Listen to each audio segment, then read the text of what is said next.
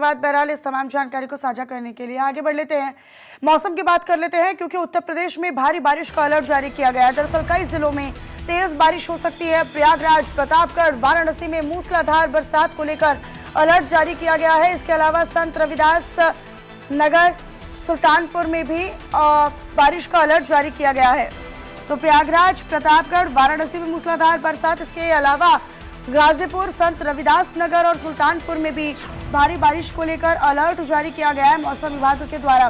तो यूपी में बारिश का अलर्ट अलग अलग जिलों में जारी किया गया है। कई जिलों में भारी बारिश हो सकती है, तेज बारिश हो सकती है। प्रयागराज, वाराणसी, प्रतापगढ़, इसके अलावा गाजीपुर, संत रविदास नगर, सुल्तानपुर में भी भारी बारिश का अलर्ट जारी किया गया है।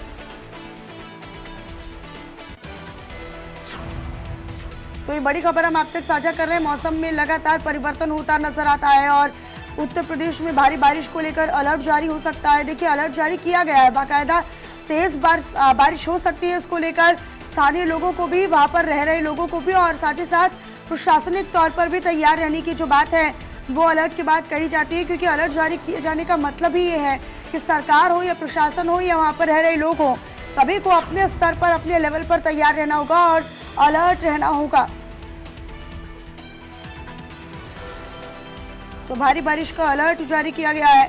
हालांकि बारिश के समय में हम सबसे बड़ी समस्या जलभराव की देखते हैं, लिहाजा जब अलर्ट जारी किया गया है तो नगर निगम हो या नगर पालिका हो या प्रशासनिक अमला हो, सभी को ये सुनिश्चित कर लेना चाहिए कि वहां पर जो पानी की निकासी है उसकी व्यवस्था सही तरीके से रहे, ताकि अगर जल जमाव होता भी है तो फिर वो समय रहते उसकी निकासी हो पाए।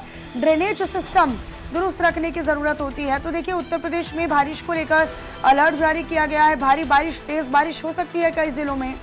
गाजीपुर, संत रविदास नगर, वाराणसी, प्रयागराज, प्रतापगढ़ और इसके अलावा सुल्तानपुर में भी भारी बारिश का अलर्ट जारी किया गया है।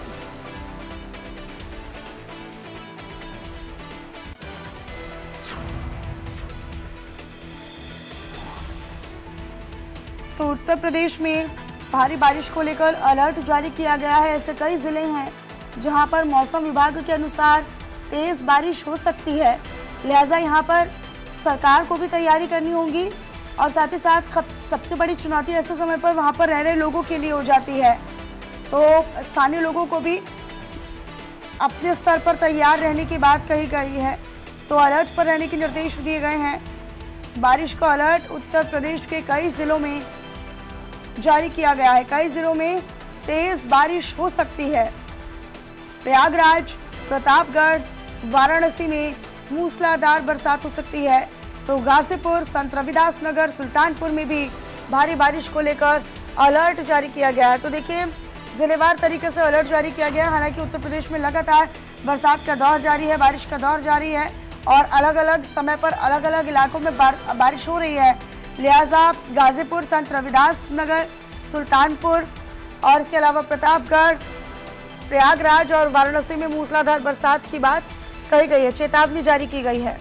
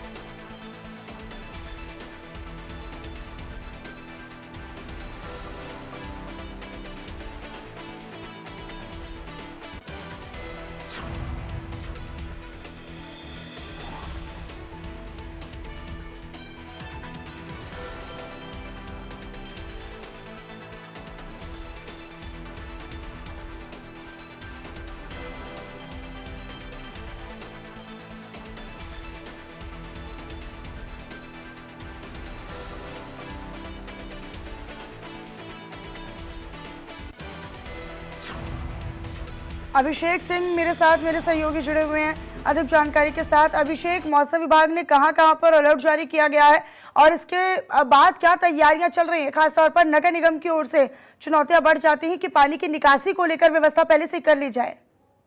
बिल्कुल, दक्षिणी भाग में हल्की बारिश से तेज बारिश तक के आसार मौसम विभाग की तरफ से अनुमानित हैं। और इसके बाद से यह यह अनुमान लगाया जा रहा है कि उत्तर प्रदेश के मध्य भाग के अलावा उत्तर प्रदेश के पूर्वी और पश्चिमी भाग में ये बारिश सीधे तौर पर देखने को मिलेगी।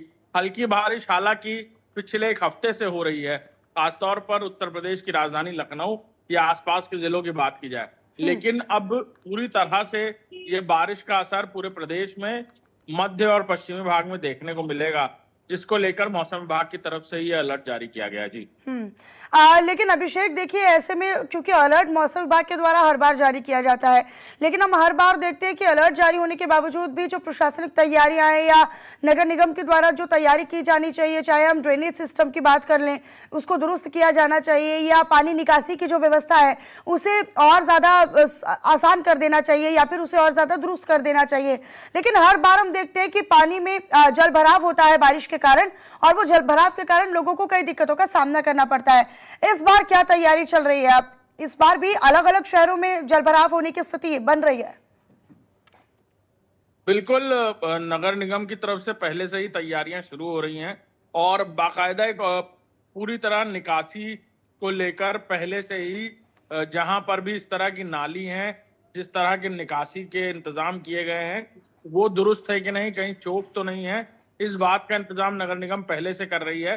बारिश में मानसून सीजन से पहले अक्सर ये इंतजाम किए जाते हैं, लेकिन इस बार जब मौसम विभाग ने दोबारा अलर्ट जारी किया है बारिश का, इसको लेकर मौसम विभाग को भी सीधे तौर पर मुस्तैद रहना होगा, और इसको लेकर मौसम विभाग, या कहा जाए कि मौसम विभाग से सामंजस्य बना के नगर निगम भी कोशिश कर रहा है कि जो भी संसाधन है, चाहे वो सक्शन मशीन हो या फिर उनके कर्मचारियों द्वारा, जहां पर भी इस तरह का जलभराव होता है या जहां पर भी इस तरह के ब्लाइंड स्पॉट्स हैं जहां पर जलभराव होता है, वहां पर निकासी के लिए नालियों को खोल दिया जाए जी।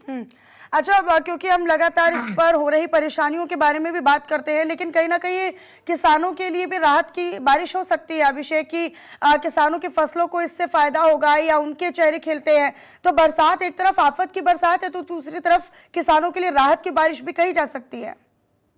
तराई क्षेत्र में अगर खास तौर पर बात की जाए तो हल्की बारिश पहले से ही हो रही है, और फिर से बारिश की जो अलर्ट आया है मौसम विभाग की तरफ से, उसको लेकर तराई क्षेत्र में पानी का स्तर बढ़ेगा, परेशानी होगी। लेकिन हाँ, इस बात में कोई दो राय नहीं कि किसानों के लिए, उनकी फसलों के लिए ये बारिश अच्छी खबर भी लाएगी, और सीधे तौर पर कहा जाए तो कई ऐसी फसलें हैं जिनके लिए बारिश पूरी तरह संजीवनी का काम करेगी। और अभिषेक, क्योंकि बरसात होती है और भारी बारिश का अलर्ट अगर जारी किया गया है, तो ऐसे में बिजली कटौती की समस्या ज्यादातर ग्रामीण इलाकों में, साथ ही साथ पॉश इलाकों में या शहरी इलाकों में भी हम देखते हैं, उसको दुरुस्त किस तरीके से किया जा रहा है? क्योंकि कहीं पर हम देखते हैं कि जो तारें हैं वो भी बिछी पड़ती हैं, तो उस कारण भी हादसे होते हैं, या फिर कई बार पानी भराव के कारण तारें दिखती नहीं है, सड़कों पर पड़ी रहती है, उस कारण भी लोगों के उस पर पैर पड़ते हैं, तो उस पर भी वो हादसे का शिकार होते हैं। इनको कैसे बिजली विभाग इस चुनौती से निपटने के लिए तैयार है क्या? बिल्कुल, बिजली विभाग की तरफ से अक्सर ये चुनौतियां आती हैं बिजली विभाग को कि जब बारिश तेज होती है तब फीडर्स, ट्रांसफार्मर्स सीधे तौर पर इसका असर झेलते हैं। कई जगह इस तरह शॉर्ट सर्किट होते हैं, कई जगह लाइनें आपस में मिलने की वजह से ट्रांसफार्मर्स में प्रॉब्लम्स आती हैं, फीडर्स कई जगह परेशानी झेलते हैं, और इसी का इंतजाम को लेकर कई जगह अंडरग्राउंड फीडर्स और ट्रांसफार्मर्स का इंतजाम किया गया है। लेकिन खास तौर पर अतिरिक्त ट्रांसफार्मर्स और मूविंग ट्रांसफार्मर्स का इंतजाम बड़ी तादाद में बिजली विभाग इसीलिए कर रहा है क्योंकि बारिश के समय सबसे ज्यादा शॉर्ट सर्किट और हादसों का सामना करना पड़ता है। तो देखना होगा कि इससे कैसे इस बार निपटने का प्लान बनाता है बिजली विभाग। बिल्कुल। और अभिषेक, अगले कितने दिनों तक इसी तरह का मौसम बने रहने की संभावना मौसम विभाग ने जाहिर की है? क्योंकि अभी तो अलर्ट जारी किया गया है, बरसात होगी तो कब तक लोगों को राहत मिलती नजर आएगी गर्मी से?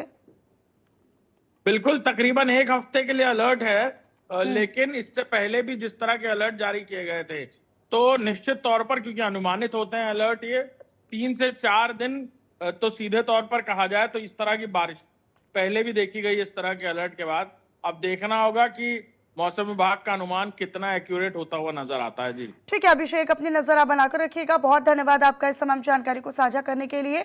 तो जगह जगह पर बरसात होने वाली है, लेकिन उसको लेकर पहले से ही मौसम विभाग ने